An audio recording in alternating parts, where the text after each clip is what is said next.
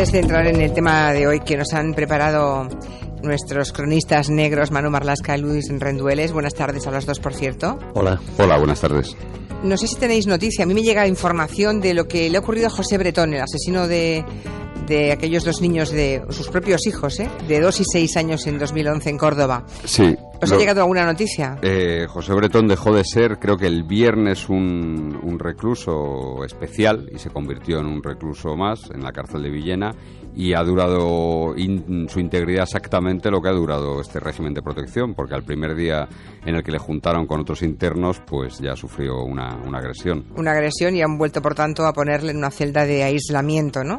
Claro, porque hasta ahora José Bretón no tenía trato en los centros donde ha estado, no tenía trato con el resto de internos, y entonces estaba en un régimen de protección, al fin y al cabo, porque Se le ponían en una celda aislado para evitar que otros presos, que obviamente se enteran de todo y saben quién es José Bretón, por qué ha sido condenado y qué es lo que ha hecho, intentan protegerle de esos presos. Le ponían, y le volverán a poner, con un preso que se llama de confianza, ¿no? Un preso veterano, que no da problemas, que se va a portar bien y que además vigila para que no haga...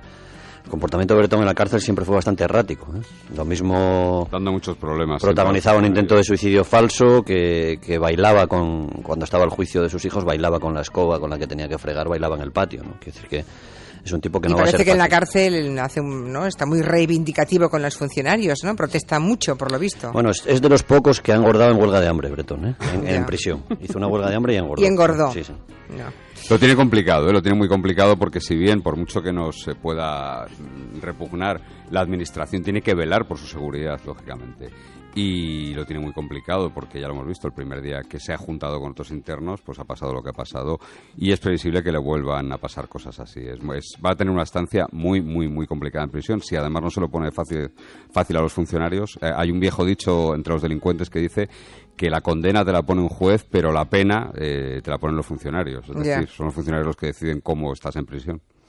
Bueno, pues es la noticia de hoy que hemos sabido de José Bretón, que después de estos meses en la celda de aislamiento le permiten mezclarse con el resto de reclusos. Los reclusos le reconocen, saben quién es, saben lo que ha hecho con sus 2 hijos pequeños, le agreden y por tanto vuelve a la celda de aislamiento, vuelve a estar solo porque el resto de presos no. También es una condena eso, es otra condena.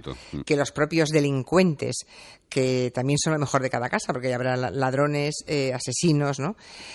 Que esos propios delincuentes consideren basura, claro, y una infamia, el crimen de otro, en este caso José Bretón, y que no le dejen estar entre ellos, pues demuestra un poco la ley de la cárcel, ¿no? Esa ley no escrita que, sin embargo, muchas veces Manu y Luis nos han contado. Y hemos visto en las películas. Su actitud no ayuda mucho, la actitud de él no ayuda mucho, porque ha habido casos similares con crímenes tan terribles y, bueno, y hay internos que han tratado de no ganarse el favor, pero por lo menos intentar pasar inadvertidos, intentar tener una vida un poco más de perfil bajo, ¿no? Si encima Bretón quiere tener un perfil alto, pues le va a ir muy mal. Ya.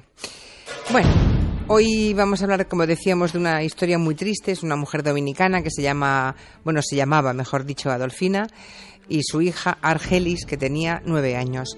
Las dos acabaron sus días en el fondo de un pozo. Allí las arrojó su asesino, un maltratador, un delincuente que vivía de las mujeres. Y allí en ese pozo seguirían, si no fuese, y tantas veces nos cuentan algo parecido Manu y Luis, por el celo, por el amor propio que puso la policía para dar con unas víctimas que nadie reclamaba, nadie buscaba. Pobrecitas, además eso, ¿no? La soledad del olvido, es una historia de víctimas que están pues muy lejos de ser eso que se llama víctima mediática, ¿no? Que son las que ocupan la atención de los medios. Estas no. ¿Quiénes eran esa mujer y esa niña, su hija, que las pobres no conocieron ni por casualidad una vida fácil, ni un minuto de su vida, parece? Pues mira, Adolfina Puello era una dominicana de 32 años que llegó a España cuando tenía 28 años, y llegó, fíjate, porque a su marido lo asesinaron en un asalto callejero en su país y tuvo que venir a España a buscarse la vida.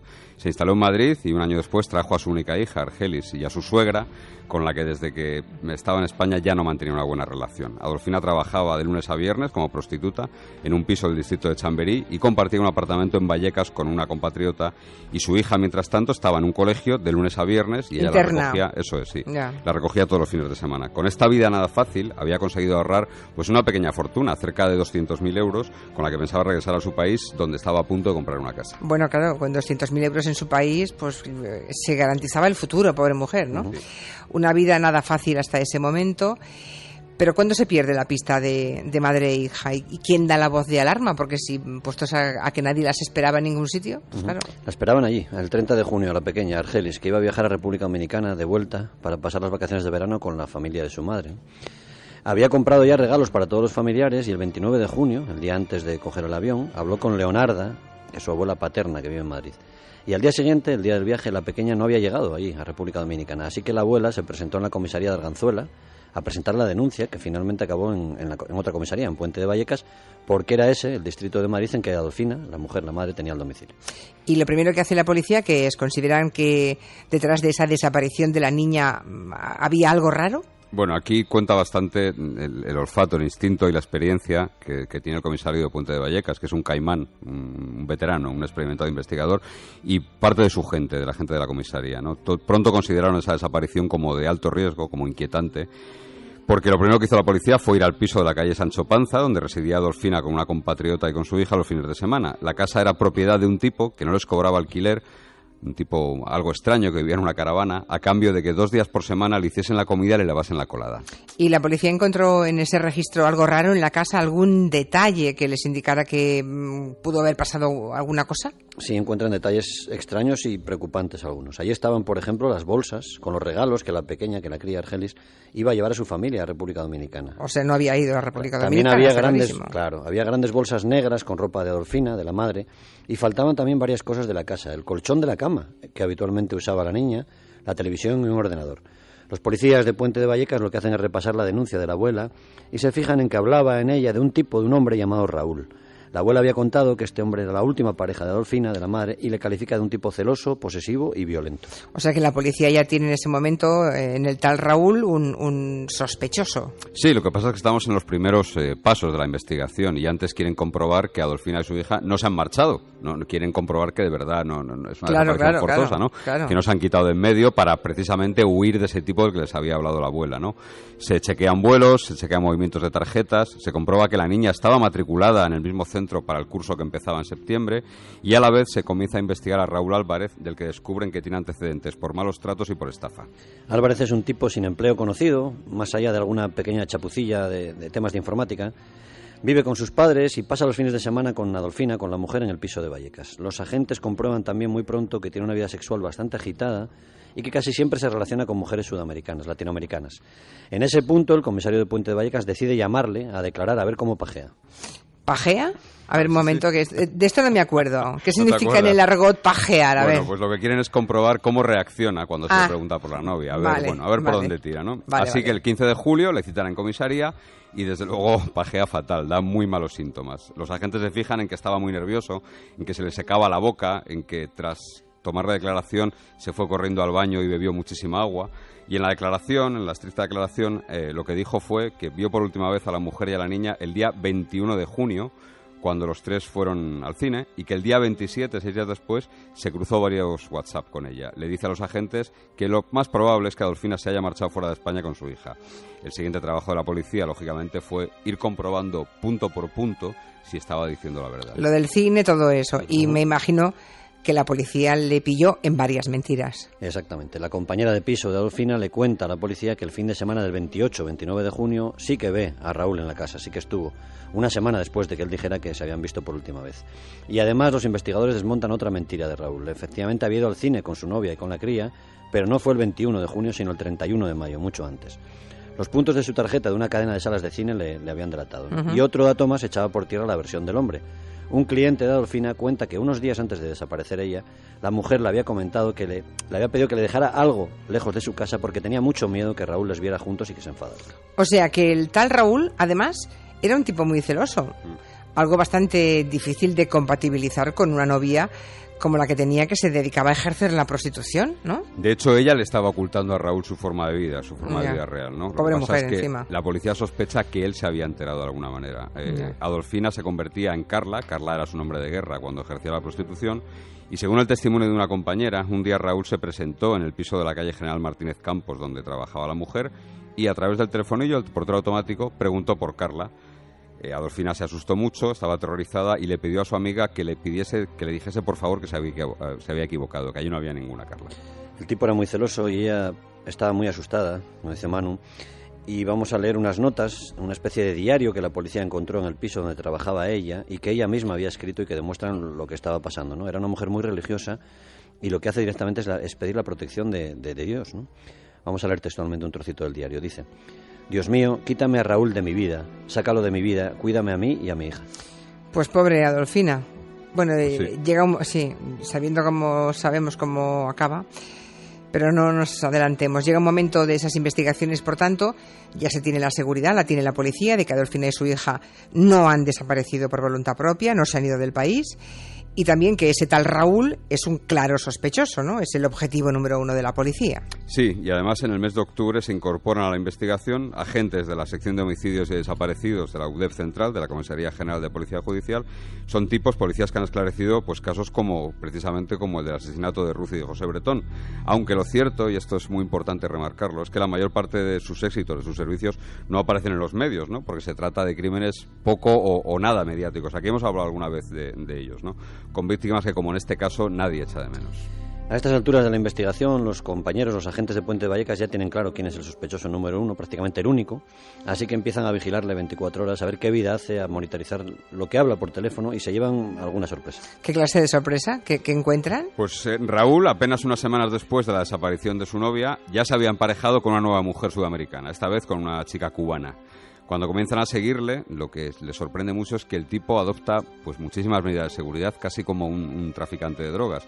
Aparca el coche y da varias vueltas a la manzana a pie para poder volver a subirse al vehículo. Hace cosas muy extrañas, está continuamente mirando hacia atrás, sospecha que están detrás de él, ¿no?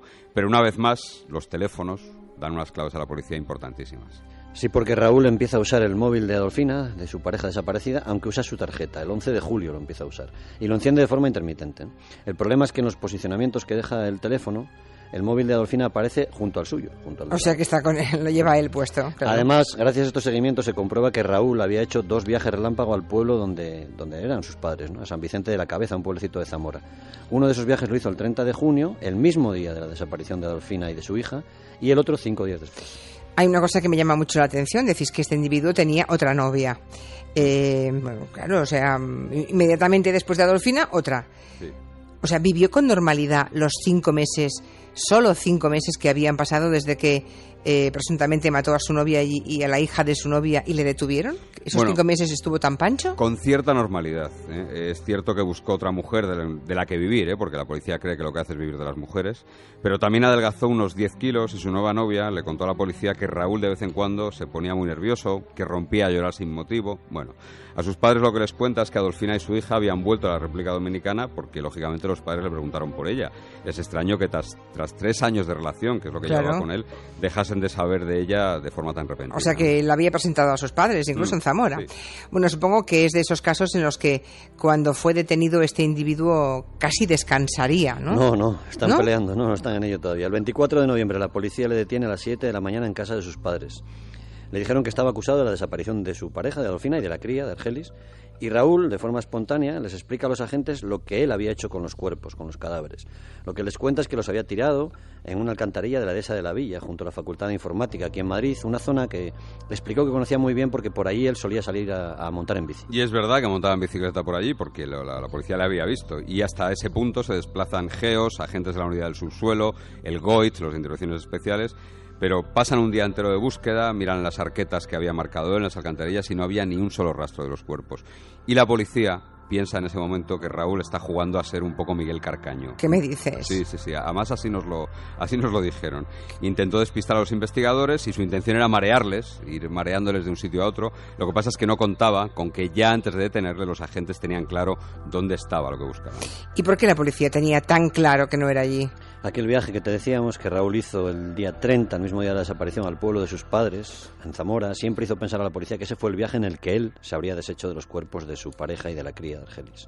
Por eso, incluso antes de ser detenido, había preparado un dispositivo para buscar en San Vicente de la Cabeza los cadáveres, ¿no? Así que cuando en las primeras horas de búsqueda en las alcantarillas de Madrid no dieron resultado, los policías lo que hicieron fue subir a Raúl a un coche y salir zumbando con él hacia Zamora.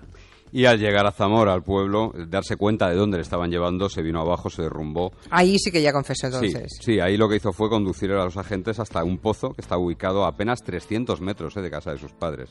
En el fondo estaban los cuerpos, los había lastrado, les había puesto peso para que permaneciesen en el fondo, los cuerpos de Adolfina y de su hija. Pues imagínate en qué estado, después de 5 meses. Ya. El asesino no quiso declarar, no quiso decir cómo las mató, ni por qué, no quiso decir absolutamente nada más. Ahora la policía lo que está haciendo es esperando a que llegue el ADN de una hermana de Adolfina que vive en Colombia, porque es con lo único con lo que poder cotejar y hacer una identificación en condiciones, una identificación formal del cuerpo. Pero qué historia tan terrible por la tristeza, ¿no? Por la soledad. Y sigue faltando, sí, pobres, madre, sí. Esa madre y esa niña pequeña. Y falta uno de los elementos principales, ¿no? El móvil del crimen. ¿Por qué las mató? Bueno, él no lo dice. La policía cree que fue un crimen motivado por los celos, que es una respuesta que a nosotros nunca nos gusta. Quizás por posesión, ¿no? Por creer que era dueño de ellas, ¿no? O sea, un crimen machista, vamos. Sí. Raúl se había enterado poco antes de que su novia se dedicaba a la prostitución y además ella quería dejarle, como hemos visto en el diario, ¿no? Sí, vivía de ella. No quería que fuera prostituta, pero vivía de ella. Muy coherente. Estaba pensando en regresar a la República Dominicana, a su país, a medio plazo, aunque este curso su hija sí iba a seguir estudiando aquí en Madrid. Solo Raúl sabe por qué lo hizo, pero la hipótesis principal es que ella, que habría querido dejarle el día 30, poco antes de marcharse, y que él acabara con la vida de ella, y la pequeña estaba en ese momento en casa y Raúl tomó una decisión pues terrible, ¿no? Matarla también. Horrible, qué crueldad, de verdad. Decías al principio que además nadie buscaba a esas víctimas, ¿no? Que eran un poco mediáticas, nadie las esperaba prácticamente, pues así que es casi un milagro. Pensemos en el escenario, ¿no? Una mujer prostituta, extranjera, exacto. El único familiar que tiene en España es su suegra, que recordemos, lo que denuncia es la desaparición de su nieta, no de Adolfina, ¿eh? La desaparición que denuncia es la de su nieta. Para colmo, en esas fechas, todo el foco de atención mediática, hablamos de julio del año pasado, y también el foco de atención policial está en el Pedrasta de Ciudad Lineal, es decir, había muchos efectivos dedicados a eso. Así que Adolfina, desde luego, tenía todo absolutamente para que nunca hubiese salido de ese pozo, ¿no? Lo que pasa es que la denuncia cayó en una comisaría donde nos consta, hay gente muy, muy profesional que se empeñó en devolver a esta mujer y a su hija, pues probablemente la dignidad que no tuvieron en vida. Bueno, pues acabamos de nuevo, tras la tristeza de la noticia, pues rendiendo homenaje a los profesionales, ¿no? De la policía que hacen también su trabajo. Bueno, Manu y Luis, gracias. Adiós. Muy bonito el puente que habéis tenido, ¿verdad?